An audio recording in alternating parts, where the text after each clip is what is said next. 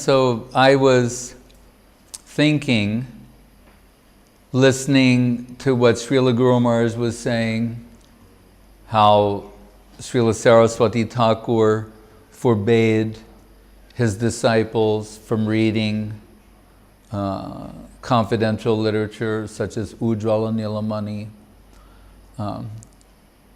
and even cautioning about particular portions of Chaitanya Charitamritam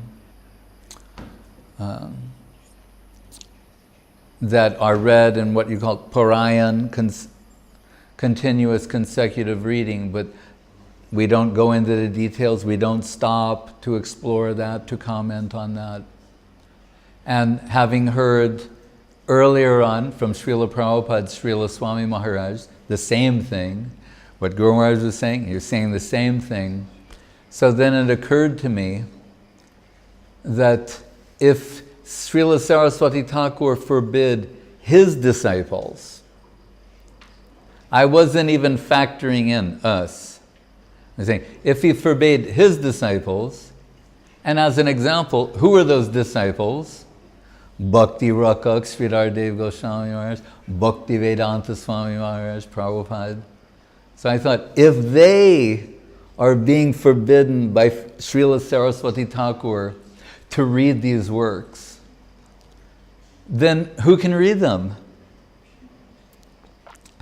And who were they meant for? Why were they written? We could rephrase it as, if no one's qualified to read these books, why were they written? So, interestingly, Srila Guru Maharaj, in his answer, known for like sweet chastisement, sweet, loving, affectionate chastisement, said to me, you should not adopt an atheistic conclusion. And I was thinking, what? What I just said is like atheism? What's going on here? And then what was implied was that, oh, so you're thinking, what's at the basis of this type of thought? Is that this life is all in all, right? Not even the basic Atmagyan understanding of Krishna consciousness. Rather, at the basis of your proposal, this life is all in all. If I don't get access to this now, it's forever out of reach. It will never be achieved. That's what he meant by an atheistic conclusion. That, and I'll just give one of my own examples from my own life. When I was, say, a precocious young boy, and maybe I was 10, and my eldest brother, who was 8 years older than me, he went to college, to a very good university, right? The University of Notre Dame. And when he came back from his first year at school, because he went boarded there, I thought, well, I've heard so much about college, my brother's gone to one of the best colleges, so I was always pressing him for what are they teaching there. And then I remember him telling me what his different courses were, and one of them was called philosophy. So I thought, this is very interesting. So I wanted to know, what do they teach you in the philosophy course? And was eager to see the book, and I couldn't understand this book. I said, well, what is it? This thing called philosophy. And I remember him saying, my brother's not known for being a philosopher, but he said, oh, well, they say things like, being is. And I went, being is. And he said, and other things, but... So I tried to look at that book. I couldn't make heads or tails out of it. what they're talking about there. Because I was 10 years old. I mean, there could be a 10-year-old who could follow it. I couldn't. And that bewildered me, why I couldn't just force myself to understand what was in it. And the simple answer is, I wasn't qualified to read it. Right? There's a group of people for whom it's meant, who are qualified to read that or enter into that understanding to begin it. So, we say in the line of thought of Srinivasacharya, in that his Sad Goswami Ashtakam, praising the 6 Goswamis of Vrindavan, one of the verses says, Nana Shastra Vicharanai Kunipano Saddharma Sangstapako Lokanam Hitakarano Tribhuvane Manyo Ranyakaro. Isn't it? Radha Krishna Padaravinda Bhajana. I believe that's, but especially this part. Nana Shastra Vicharanai Kunipano. The various scriptures, all Nana Shastra. Nipun, like one of Guru Maharaj's name is Shastra Nipun, means one who's expert.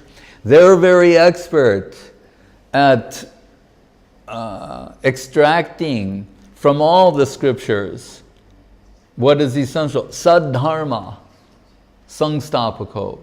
So we will take it that they are eternal.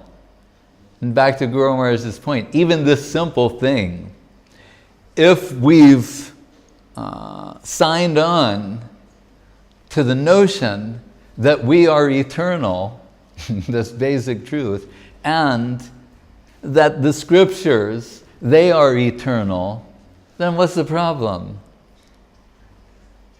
Then it's not that we've got this one chance and it will forever be gone if we don't approach it now. So, another sloka Guru Maharaj liked to quote from the 11th canto, and perhaps Rupa Goswami quotes it also, Sve se dikare yanishta sagunai parikirtita, about adhikar. Right? Adhikar means eligibility, qualification, capacity. It means many things, but particularly eligibility and qualification. So, what is the qualification? Srila Guru Maharaj, again quoting Rupa Goswami, says, Bhava Bhakti. What is Bhava Bhakti? Then what is the stage of Bhava Bhakti? Ado Shraddha, Saru Sangha, Bhajana Kriya, Taton Artha, Nivriti Sha, Taton Nishta, Ruchi, Tata Shakti, Tato Bhava, Tata Prema Abhyundanchati. Then Prem, the rest. Sneho Man, Pranay, Rag, Anurag, Bhav, Mahabhav. This is written by whom? Rupa Goswami. What is his book? The Book of Devotion. Bhakti Rasamrita Sindhu. But as far as we're concerned, it's the book of devotion. Who wrote Ujjvala Nilamani? This is the book, his first book, to be grasped. And there, saying, Shraddha leads to Sadhu Sangha. The accumulate, according to Srila Guru Maharaj, there's Agyata Sukriti before, underground. And the first sprout above ground, Shraddha. With the accumulation of Sukriti, Shraddha, or faith, develops. And that leads one to Sadhu Sangha, the association of devotees. So Agyata Sukriti means some unknown connection with the Nirguna plane.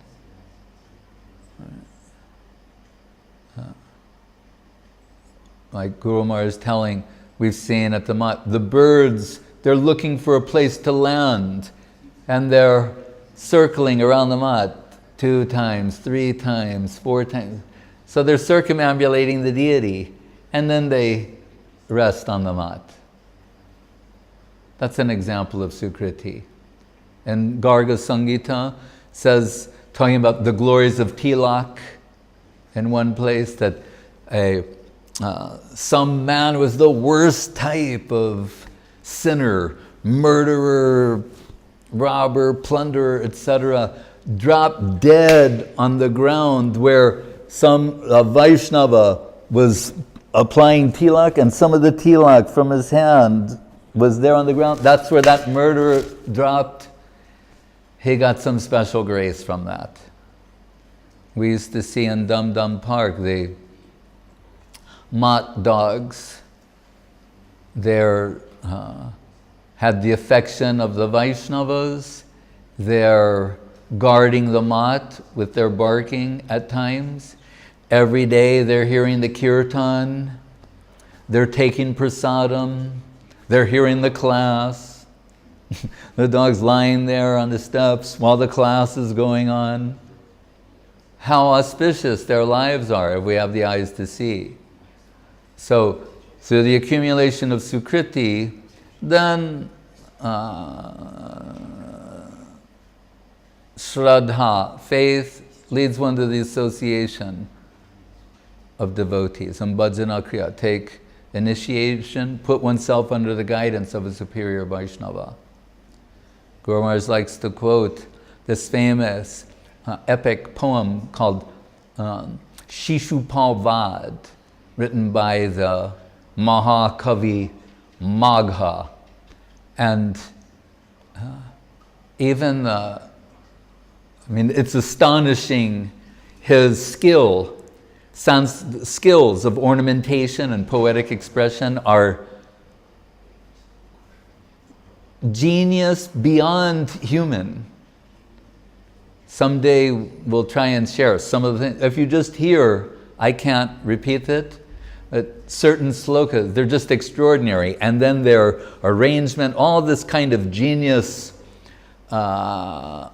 underlying what's being expressed, which is substantial. And Srila Guru Maharaj likes to quote from there, where he says that present auspiciousness, and by that we mean association with substantial devotees in Krishna consciousness, our connection. Present auspiciousness is indicative of past auspiciousness, and as well as future auspiciousness. And by that I mean that there's some hope here. So, Sadhu Sangha, Bhajana Krita, Anartha Nivritti. Anartha, sometimes described as, thought of as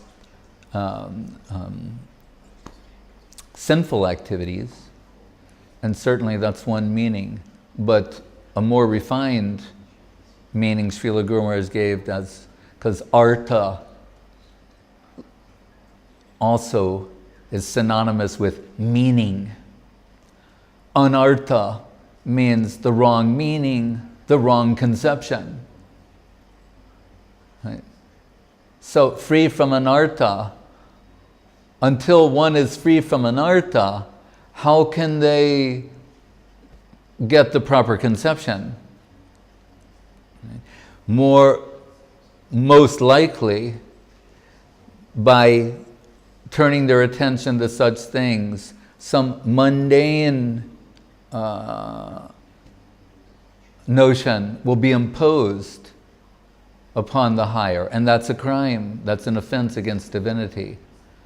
And Srila Guru Maharaj says that someone who's culturing Krishna consciousness proper, Vaishnavism proper, an actual Vaishnava will never feel that they have achieved Anartha Nivritti.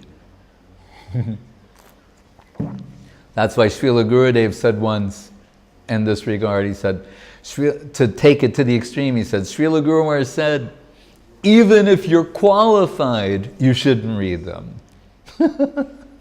We're talking about one who is not qualified should not read them. And he said, and Guru Maharaj's opinion, even if you're qualified, you shouldn't read them. Because what he's alluding to is Swarup Siddhi and Vastu Siddhi. Right? Srila Bhaktivinoda Thakur is saying, Swarup Siddhi means when someone has realized their spiritual identity, like Ragamarg Diksha, but they're not posted in that plane. He said just like someone passed the test to be a high court judge, but they're not sitting in the court judging yet. In that interim period, it's possible, Bhaktivinoda Thakur says it's possible to go down, to fall down. Right?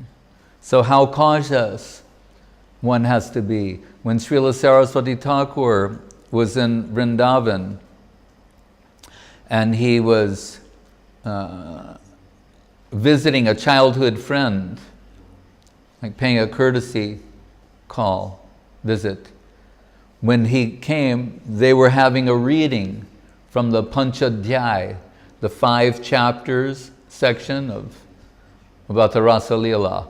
What, incidentally, Sarvabhauma Bhattacharya told Prataparudra Maharaj when Mahaprabhu goes to that garden during the I forget what is it, Jagannath Ballabha garden? I'm not sure, but this garden during the sort of halfway in the Rath Yatra, after so much dancing, he'll be exhausted. At that time, not in the Rajvesh, not in the dress of a king, but in the humble dress of a Vaishnava, you go massage his feet and sing the Panchadhyay, these 5 chapters. Right? Now that's being told. Sarvabhauma Bhattacharya to Prataparudra Maharaj for Sri Chaitanya Mahaprabhu.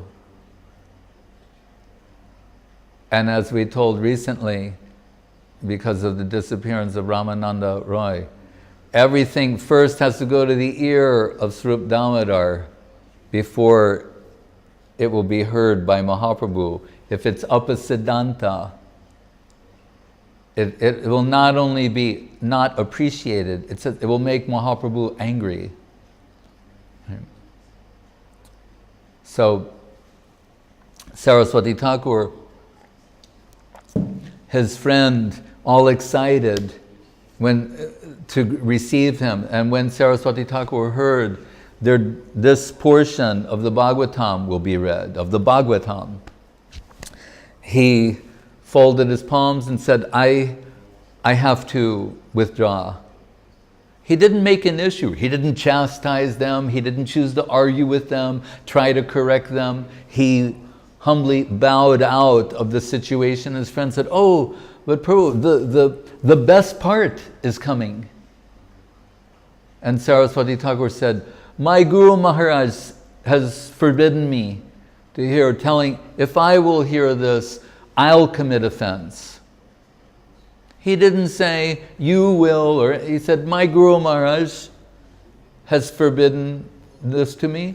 I'll commit offense, so I cannot participate. And he withdrew from that situation. Right?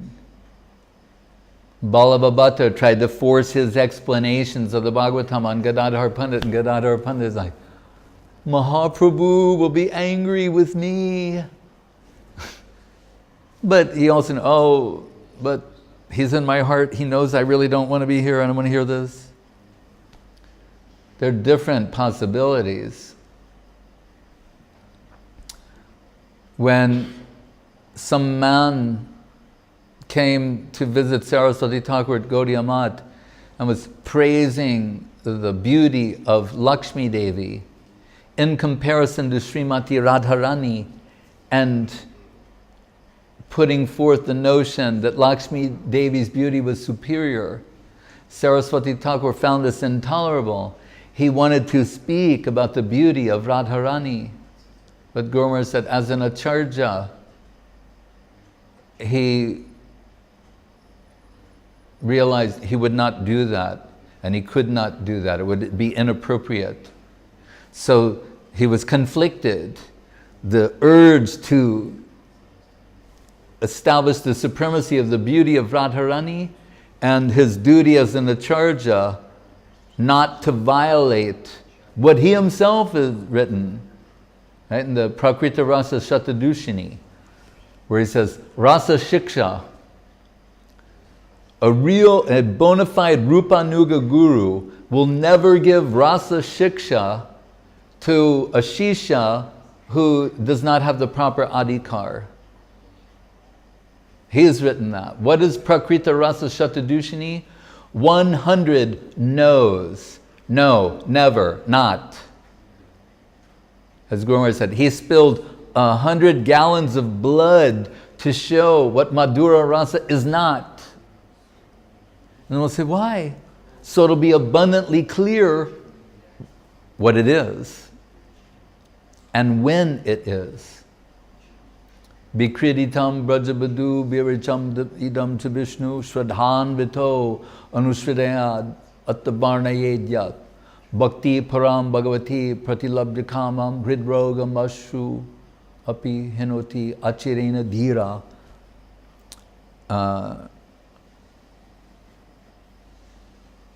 Once discussing this with Srila Gurudev, I said, there are those who would say that here it's clearly indicating this is the medicine for hridrogam. Vikridita is to hear these pastimes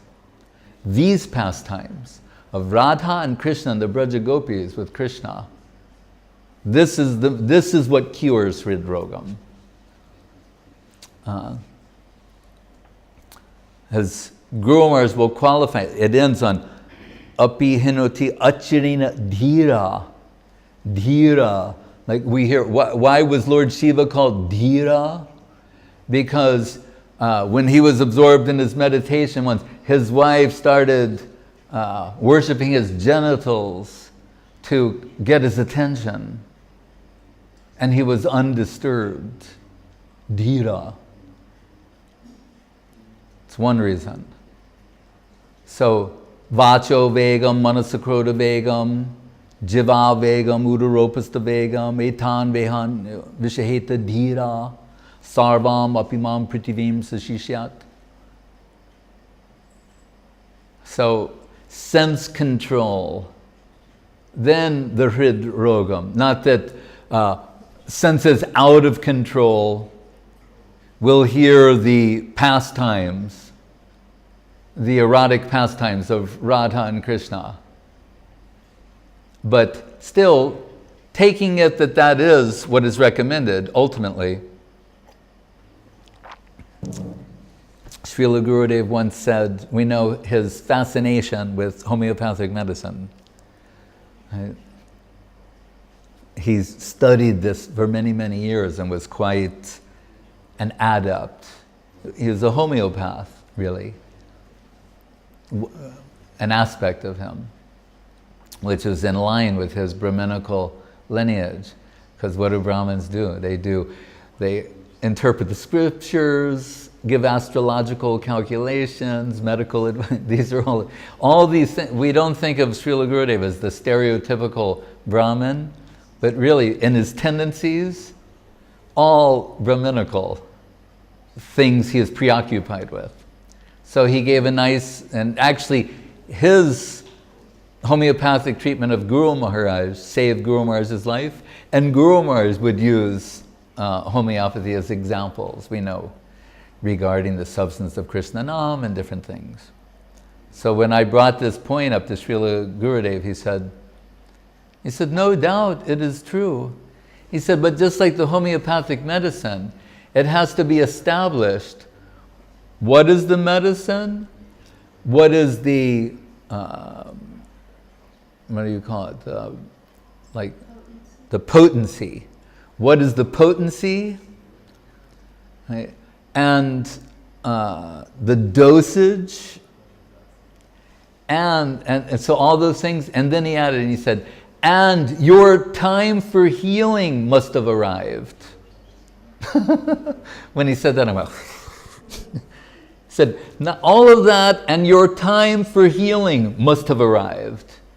Otherwise, even the right medicine, right potency, right dosage, it won't have that effect." Right? When Sarvabhauma, in the beginning, argued with Gopinath Acharya while Mahaprabhu was lying in his ecstatic condition, Asta Satvika Vikar, and they're having a discussion. Is there a Kali Yuga avatar? This, that, who? And Gopinath's giving some scriptural evidence from Mahabharata, Suvarnavarna Hemango, Bhagavatam Chana Kalo, Krishna Varnam Tusha Krishna, different indications of Mahaprabhu's divinity. But after a while he said, why should we even argue? He said, Atapi te deva padambuja dvaya prasada leshano grahita evahi. Unless you get a little mercy, you won't have an epiphany. It won't make any sense to you. You won't get it. I can quote all the scriptures. You can make so many quotes. Prasada lesh, you need a little bit of mercy, right? That's why we're always saying, what is it? Padarajo Bhishekam Niskinchananam Navinitayavat, and Rahuganaitat Sloka, all these about getting the dust from the lotus feet. That's why when Uddhava says Asamaho Charanarenu Jashamahangsham, he wants to be a lata, a creeper in Vrindavan, and then he realizes, maybe that won't be. He knows the gopis won't give him the dust from their feet because he's Uddhava from Dwaraka, and they're not going to do that. So he thinks if I become a creeper, then automatically I get it. But it looks like my creeper options are not great at the moment. So what does he say in the end? All right, then just Bande Nanda Brajastrinam Padarenum Abhikshnasa. I just worship the dust from it, whether I get it or not. I worship the dust of the lotus feet of these damsels. And when they sing about Krishna, it's purifying everyone and everywhere. So, Sarvabhauma, that is Gopinath, and he said, and what's the evidence that you've got a little bit of this mercy and I don't? And Gopinath said, that I can understand that Mahaprabhu is Swayam Bhagavan and you cannot. So, and we can say in the Ramananda Samvad, it's also told that Saki Lila Bina Slok, without getting their grace, it's not possible to enter that domain. Pradyumna Misra, when he approached Mahaprabhu to hear Krishna Katha, and Mahaprabhu said, Krishna Katha Ami Janina, I don't know Krishna Katha. And he recommended that he hear from Ramananda. So, that said, a few things we want to mention. That Srila Guru Maharaj says, Sri Chaitanya Charitamritam is the greatest literature to ever have seen the light of day in all time, all space, and all creations. And if we look and listen carefully, we will see in the pages of Chaitanya Charitamritam slokas from the Ujjvala Nilamani, from the Govinda Lilamritam, from Gita Govinda, Jagannath Balavanatak. So we'll take it that Krishnadas Kaviraj Goswami is perfectly selecting from those works in this totally aprakrita presentation. And Srila Guru Maharaj pointed out, he said, although Chaitanya Charitamritam is presented in such a way as you cannot get the wrong idea about Madhura Rasa. He paused and said, still people misinterpret it. It's presented in such a way as it cannot be misinterpreted, and still people misinterpret it. So there, though, within those pages, are select verses from Ujjvala Nilamani, Govinda Lilamritam, etc. And we're thankful for that. We'll also find, say, you read Jaiva Dharma, Bhaktivinoda Thakur. Around the time, if you make it to the 29th chapter, I'll say, approximately, you'll realize suddenly that you're reading things, if one is honest and candid, they'll realize, I'm now reading things which are over my head, that are beyond me. So we know Srila Keshava Maharaj, when he printed that up to that part and didn't print the rest. We're not saying that that should be done, but that was his response to that. I would say from practical experience that sometimes we hear, I could say, in my case, been reading the Srimad Bhagavatam for 40 years. And just now, after 40 years of reading, sometimes hearing the commentaries of Vishwanath Chakrabarti Thakur, some idea of something we've heard previously or that was alluded to or may have been mentioned by Rupa Goswami in some particular place, it's making an impression. A little impression.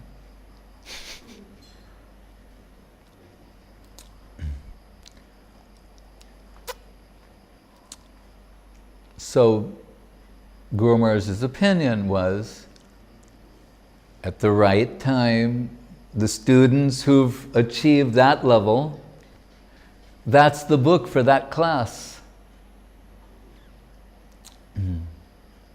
But I said Bhava Bhakti before, so Shraddha, Sarusanga, Bhajana Kriya, Anartha Nivritti, then Nishta, Ruchi, taste, Ashakti, attachment. Once Guru Maharaj said of the stage of Ruchi, he said, somewhat safe. Ruchi, somewhat safe. Ashakti, Bhav. And what is Bhav described as? The Bhav Ankur. What was the Bhakti Lata beads, the seed, has now, with great care, Shravan, Kirtan, Jale, etc., under the guidance of the Vaishnava, has grown and developed. And what? At Bhava Bhakti, it's blossomed. It's flowered. It's when devotion is flowered. At that point, the devotion of that devotee has a particular fragrance that Krishna finds appealing. And still, that's the preliminary stage to Prem. At Bhava Bhakti, these things are given and appropriate. Raga Marg Diksha, the study of these literature, it's the course for the Bhava Bhakti, the Bhava Bhakta.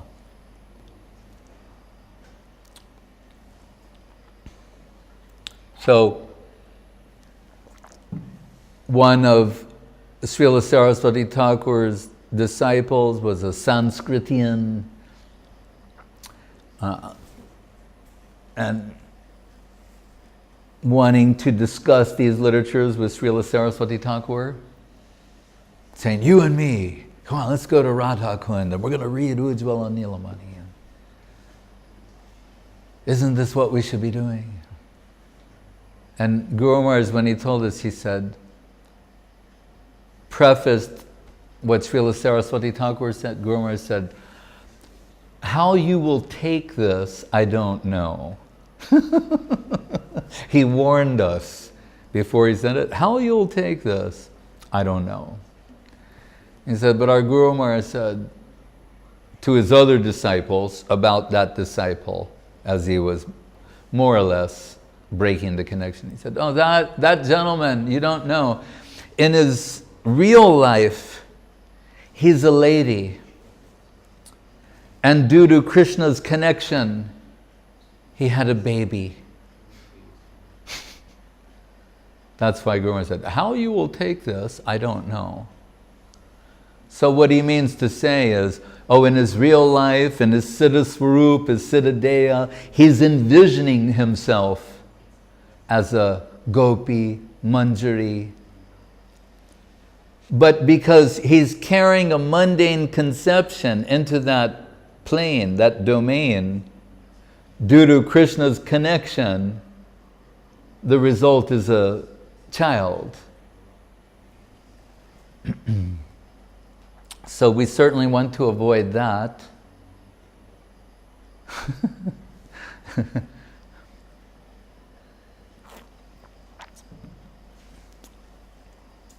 And ahoitukiya pratyata. Sometimes Srila Guru Maharaj would remind us, Krishna consciousness, substantial, supposed to be irresistible. This is a key word, irresistible.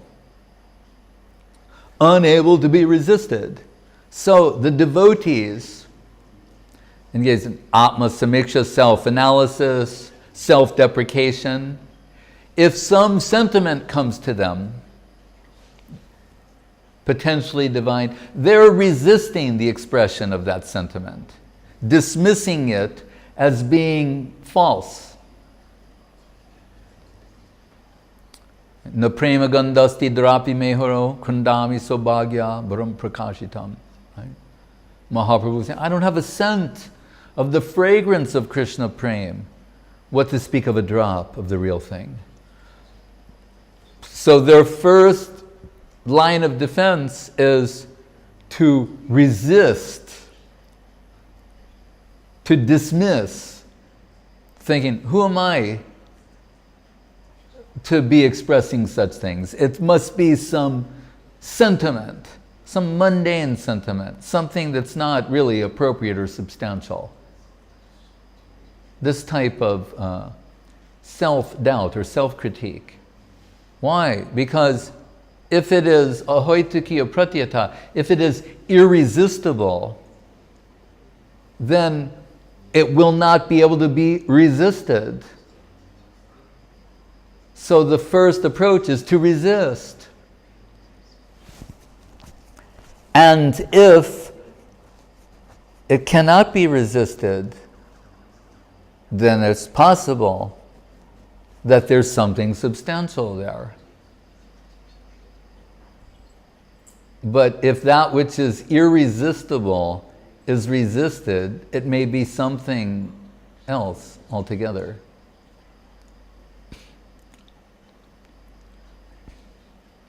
So really, we direct our focus to the Chaitanya Charitamritam.